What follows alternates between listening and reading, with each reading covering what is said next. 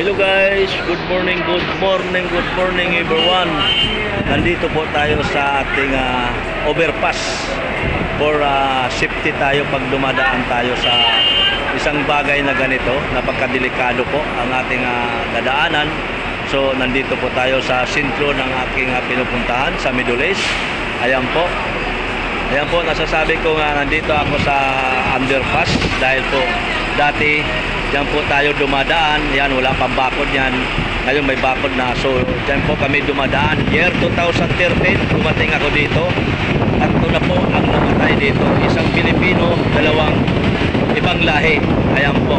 So ngayon 2025 nandito pa rin ako sa bansang Kuwait. Ayan po. So yun po ipinapakita ko sa inyo kung ano yung dadaanan natin. Kagalimbawa yung mga baguhan dyan kung gusto mag-abroad.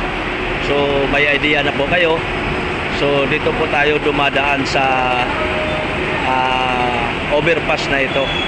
So yun po pinapakita ko sa inyo dahil po para naman po ay kunting idea po sa ating lahat. Ayan po. So ayan po, itong vlog na ito sa nakapanood, please subscribe my channel. Ayan po, maraming salamat po sa inyong lahat. Ayan po, mga kababayan natin mga Pilipina, may dumadaan dito, kanya-kanyang diskarte. Kasi dito po sa larangan ng YT, sa YouTube channel, kailangan po natin gagawa ng ating video para po makapasyal po ang ating mga kasama, mga YouTuber. Ayan po. So, yan po. Maraming salamat po sa inyong lahat at God bless to all.